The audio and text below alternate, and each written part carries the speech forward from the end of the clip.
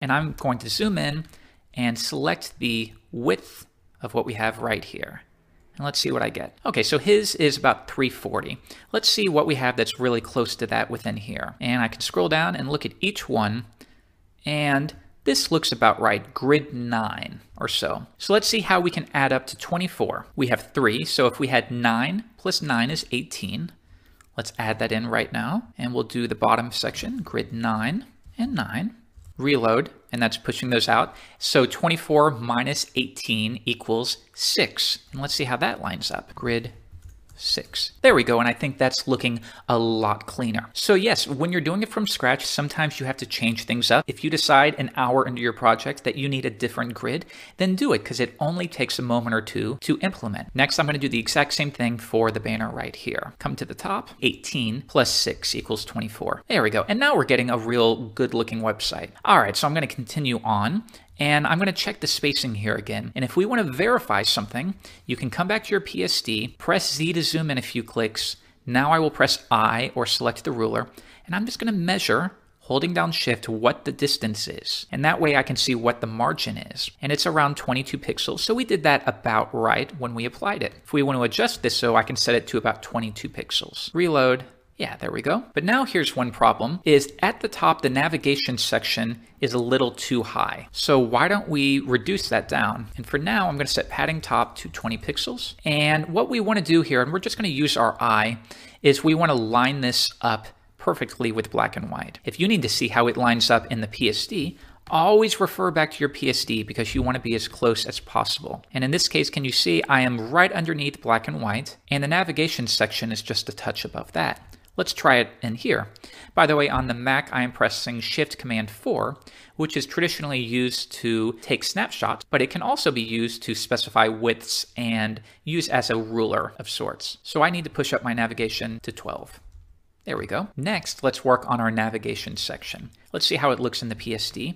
And it's very simple. He has gray text, and the selected one, or the highlighted one, presumably if you hover over it, is a blacker color. So if we want to figure out what the color of this is, I can choose the text tool, and I will select it. And then if I come up here, it'll automatically be set to the color of that text. In this case, it's 7E, 7E, 7E. So let's add that in right now. And we'll assume that all anchor tags are set to this color. So I'll create a new divider called miscellaneous and set the A color to that. And then a hover, he had set it to black. Reload, there we are. And when I hover over one, notice it's now black. But in his design, the current page is black. The selected page is what we call it. So you can do that trick by coming back and applying a class. And then the current page will always have a class of selected. We'll do it right now. Class equals selected.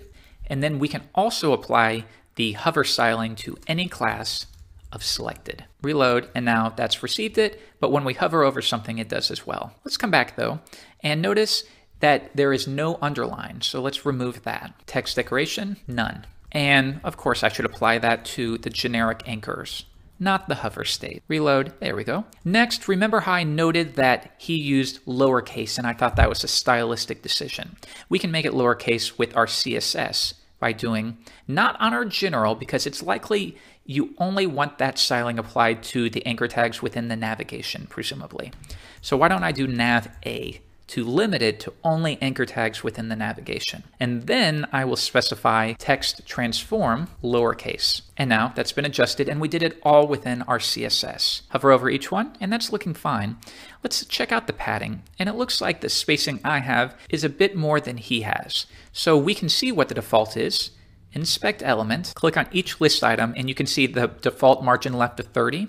If we want to reduce this, I'm going to press the down arrow and get it more towards what he has, which is 22. Or if you want to be more specific, always bring out that ruler tool, zoom in and measure yourself. He's got 24. So we'll keep it at 24 pixels, and we will update our style sheet. So we'll go back, and that's miscellaneous styling. So list item, all list items will have margin left of 24 pixels. If I reload, okay, this is looking a lot better. Let's see about styling the buttons.